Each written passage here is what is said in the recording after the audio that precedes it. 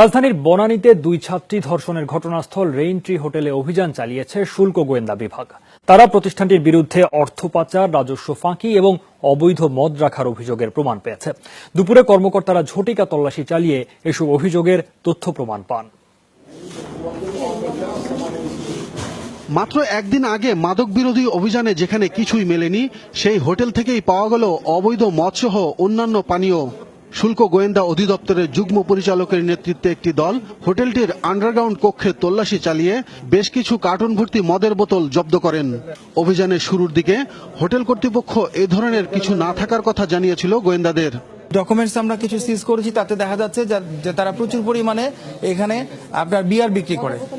তো যখন একটা হোটেলে বার থাকবে, বিয়ার বিক্রি করবে এবং হার্ড ড্রিঙ্কস বিক্রি করবে, সেক্ষেত্রে কনসার্ন যে ভ্যাট ডিভিশন আছে সে জায়গায় একটা রেট উল্লেখ করে তারা এটা ডিক্লেয়ার করবে। বিশ্ববিদ্যালয়ের দুই ছাত্রী ধর্ষণ ঘটনার পর থেকে বিভিন্ন সংস্থার নজরদারিতে রাখা হয় হোটেলটিকে। গোয়েন্দা তল্লাশিতে প্রচুর রাজস্ব ফাঁকি এবং অর্থ পাচারের প্রাথমিক প্রমাণ পান তারা। প্রত্যেকটা রুমের কত টাকা রেন্ট নেওয়া হয় সেটা ডিক্লেয়ার করবে।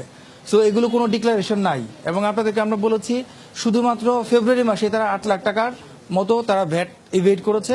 এক্স্যাক্টলি হয়তো হিসাব করলে আরো বেশি হবে। ওনারা যে সেলস বলছে, একটা প্রতিদিন হয়তো ওনারা বলছে যে 20,000 টাকার সেলস হয়েছে। আসলে কি সেলস 20,000 টাকা হয় না, 2 লক্ষ টাকা হয়? প্রয়োজন বোধে ওনারা অফিসার রেখে সেলস ভেরিফাই করবে। হোটেল কর্তৃপক্ষ এর আগে বলেছিল মদ বিক্রির কোনো লাইসেন্স নেই তাদের কাছে।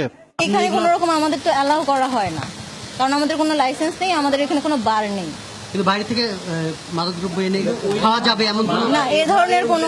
গত 28 মার্চ রেইনট্রি হোটেলে জন্মদিনের অনুষ্ঠানে ডেকে এনে দুই ছাত্রীকে ধর্ষণের অভিযোগে মামলা হলেও হোটেল কর্তৃপক্ষের দাবি তারা কিছুই জানেন না। আব্দুল্লাহ তুহিন, যমুনা নিউজ, ঢাকা।